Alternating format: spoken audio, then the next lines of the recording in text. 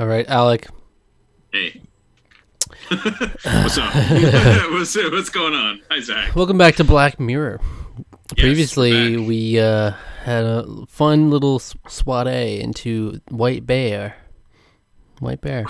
White bear. It's not wolf versus bear though. So are we gonna have a gray wolf? Will that be the next episode title? Mm-hmm. Every episode, that title from here on out is a different colored animal. It's a lot of fun. Let's. It'll be purple iguanas next time. Purple iguana. Purple parrots. The silver snakes. That The green could jaguars. almost work, as like a series thing. Just have, and it's like a code for something. And then once you watch the episode, it's like, oh, purple snakes. Got it. Now I got it. All makes sense now. It all just clicks once you watch it. Right. But then doesn't it sort of like turn into then like. Wouldn't it be kind of like formulaic though if you knew it was all like a stand-in? Yeah. Like it's like, oh, okay, well we know there's going to be some kind of twist, whatever the purple parrots are. Yeah. It's like chartreuse guinea pigs. Yeah. Oh, I wonder what this one will be in. People will dissect it. Maybe they'll leak the episode title a while in advance, and then people will start speculating what the episode's going to be about. All right, anyway, Black Mirror Season 2. This is the Waldo moment. As always, you can click the link in the description to see lots of a reaction and come back afterwards for the discussion, all right? So yeah, we'll discuss it just like we always do.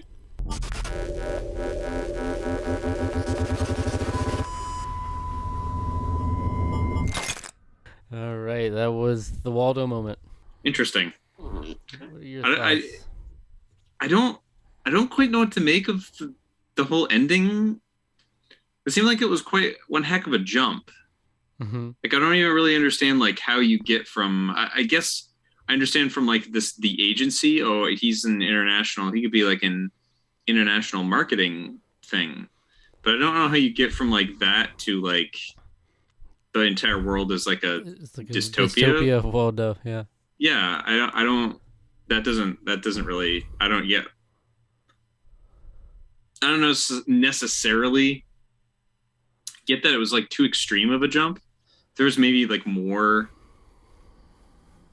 I don't know. I guess maybe the idea is like all it starts with one little movement and then it spirals out of control. But like, I feel like the story just doesn't quite understand the mimetic culture enough. Like yes, this is the world is a place in which Donald Trump won an election. A guy who made a career, his later parts of his career being in entertainment. But the internet culture, people get bored of stuff so fast, especially now. It's like memes are born and die in like days, Stuff gets old really fast. Like I get it that it's a concept and I have to buy into the concept that oh yeah, Waldo's this really interesting, this like, oh, he doesn't, he's a sarcastic like character. Oh, he's funny, but it's just like, I just don't buy that so many people would just be like super into it. Like, well, yeah, they just get bored. This was released in 2013. Right? I just checked. It was released early 2013. They showed it initially in the election. He didn't go on to win, so it was an instant phenomenon. He was viral, and then it had significant amount of votes, like like 2,000 off. But there's just something missing. Once Jamie was taken out of the equation, I think they just went full on. Whatever this agency guy was, he was talking about his political entertainment product that people will buy. Probably went all in on that. Yeah, they went all on that, and then apparently doubled down on the violence aspect. I think that might be kind of why, like, all of a sudden, this figure is really popular. Hey, he threw a shoe at the MP, and oh boy, that's something, and yeah. But he's like all over. You can see the city in the background. Where he's like all over these screens everywhere, and they have these like Chinese hope, peace, and advertisements, change, all these international like advertisements he's a part of. So the ending is interesting. I mean, you mentioned Donald Trump. That's a big thing that people obviously draw comparisons to with this. Yeah. And it was interesting. This is generally like not a favorite of no. It's one of the least favorite. It's one of my least favorites anyway. But it's there's so many. I think my problem with it is that it didn't focus on any one thing in particular. Mm-hmm. And I think the problem with that is that it feels like it's half baked at what it's attempting to say. In like, I was thinking, is it saying something about hiding behind an identity? And it's like, well, it's not really about that, really. It kind of is, but it's not really. Is it about is it a commentary on the countercultural politics where people are fed up with this idea? And it's like, yeah, it kind of becomes about that, but like there's way too much stuff about like him and her and the relationship he had with the Gwendolyn Harris. And well, it's also like how he becomes like, he's so replaceable, you know? Yeah. Like he was resistant to it for a while, but then the guy threatened to, like, he's like, I have the rights to the character anyway. Yeah. And then, but he comes back, but then when he finally does give up on it, he's just immediately replaced the next second. He's just like, okay, I'll just step in and do it myself. Anyway. Immediately replaced, and then apparently just doesn't do anything with the rest of his life. I mean, to the point of MONROE, where it's like, you haven't done anything with your life anyways. Mm-hmm. So I was like, yeah, I was almost thinking like, is that gonna make him rise up? Because like he, the little speech he had there at the whatever, the Q&A session, the panel, that was like, it was the start of something. Like it wasn't anything necessarily concrete, but it's like he's calling out the hypocrisy. Mm-hmm. It's on display. It's like, you don't know anything about any of us. It's like you don't care. You're just here for your own benefit. And that's the biggest credit that you can give to this episode.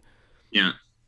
That's what I was gonna say, is that this was in 2013, and it basically is very similar to Donald Trump.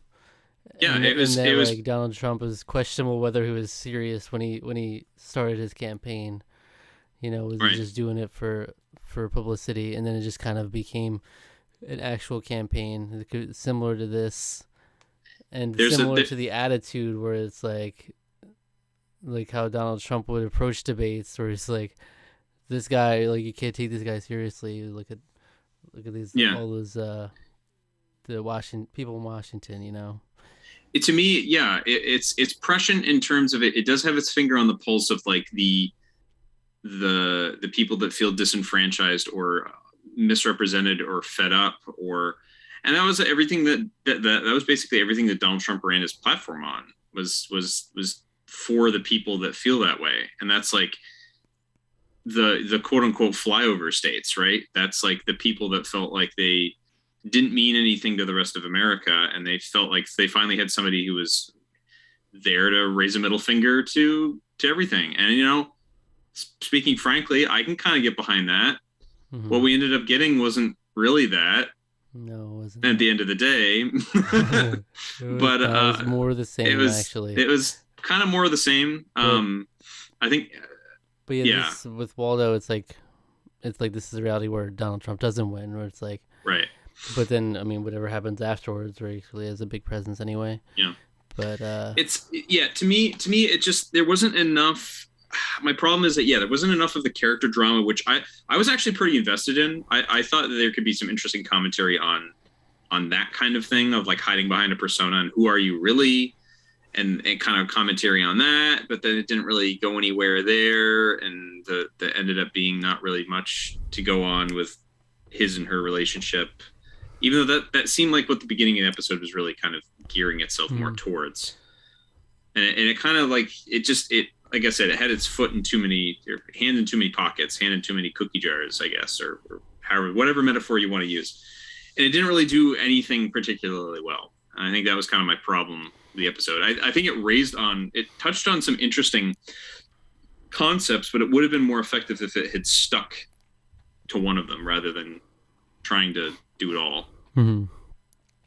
Yeah, so the whole Gwendolyn Harris thing, mm-hmm. where they hook up the one night, and then but she's basically like after her like PR guy talks to her, he's like, you shouldn't see him again. He could badmouth you, and basically she basically was just gonna like, kind of ghost him from then on. But then he like shows up. He's like, what's good? What's going on? I thought we were gonna do something here. But then he gets real offended by that. It's like because she says no, I can't. Yeah. And then she says later, it's like, I was gonna call you after the election. It's like, well, you didn't fucking say that to him. You said we can't. It was like you didn't say we can't right now. It was like. Yeah, but I mean, he was weird for showing up in that way. Oh no, he's out of line. Yeah. Like he was it was everything about that relationship was weird. Yeah, it was because of upfront about it from the beginning. Yeah, but she just didn't realize what she was getting into until after she talked to that guy, I guess, and she's like, "Oh yeah, I guess it would be a bad idea to be with this guy who could use it against me." But yeah, but it's just weird in the sense that like, why didn't you just like, I don't know, like just text and be like, we can't. Let's wait till after the election. But he's an emotional guy, I guess, and it feels like that one night stand kind of angle, or it's like one night stand and then ghost. It's like, oh, that doesn't feel good. No. He was like, I'm happy, Yeah. I've been happy for a while. This is good. Yeah, it felt like he made a connection. He actually made a real connection with somebody. But then, when they got to the panel, I think that was probably the best part of the episode. Panel was the best part of the episode. Like Liam lays into him for a while. He gets personal. Mm-hmm. He calls out his real name and real history, and you can tell Jamie had a real reaction to it.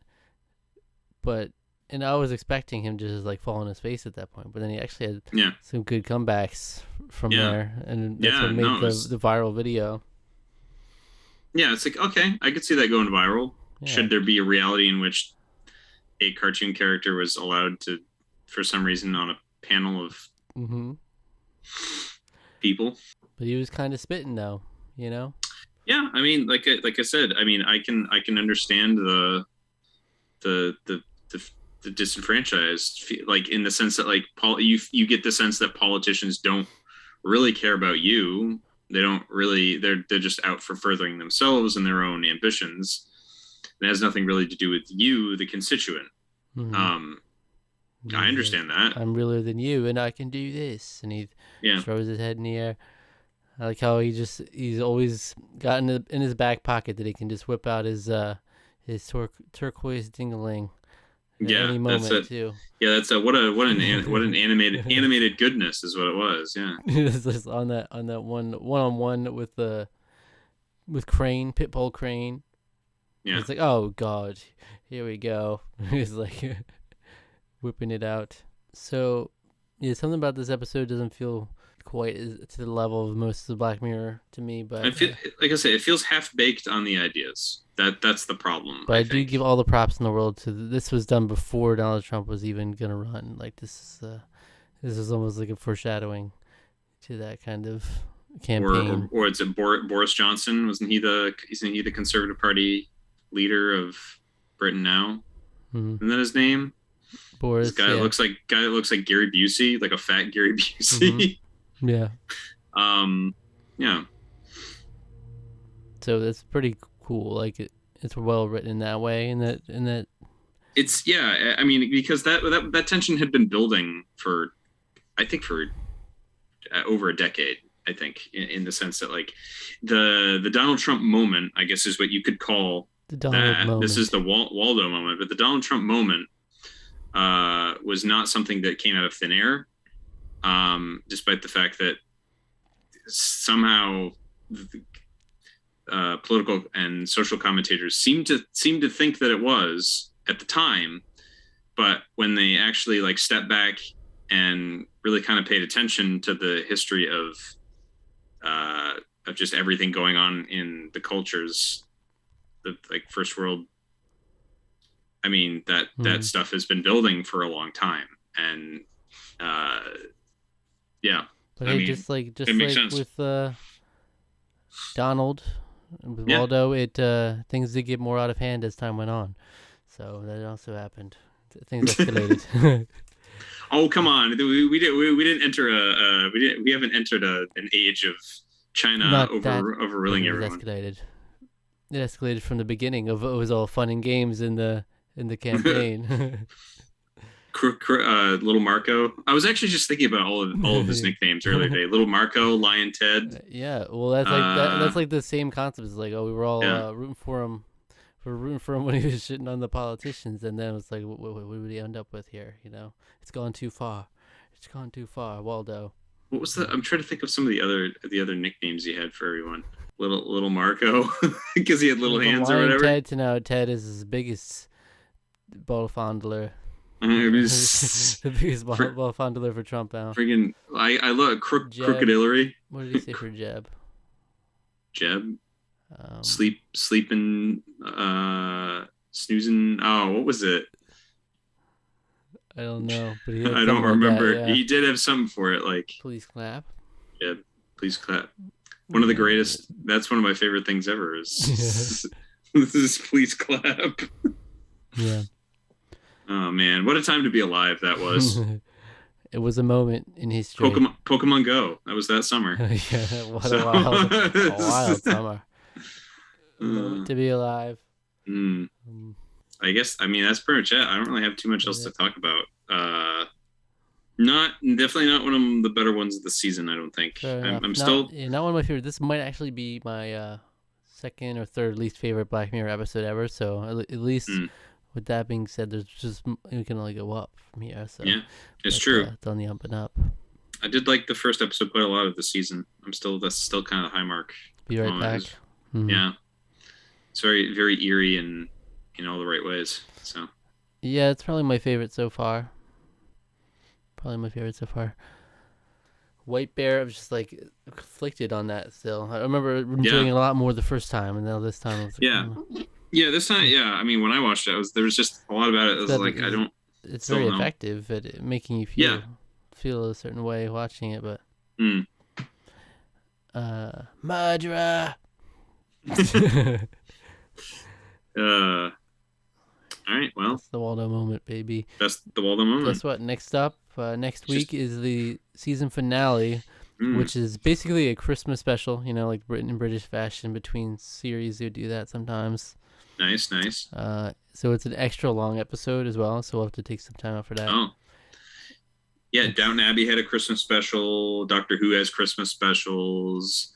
Call the Midwife, Christmas special. Let me tell you, we will have a lot to talk about. Oh. It's meaty. It's a meaty episode. Feature length. Yeah. So, Alec, what video would you recommend our viewers watch after this? Well, you talked about a dystopia. Well, go check out our Zach and Alec talk about their ideas for the zombie apocalypse. Go check out that video. That's what they would do. What we would do. What they would do. What they would do. Zach and Alec. It's still us. What they would do. We're discussing our plans for if the actual zombie apocalypse were to happen. Yeah. That's right. Yeah. Next, we have to do. What if an actual Waldo dystopia happened? What would our plans? Yeah. What would our plans be? Yeah. So go in the description. By the way, there's a Google form you can click if you want to give us any feedback or comments on this episode or anything we talked about in this video. All right, and do it up. We just might respond to it in the future. It's true. Come back next week for White Christmas. I think it's called. Okay. Christmas special. All right. Thanks for watching. Subscribe and click the links in the description for everything else from us. Okay. All right.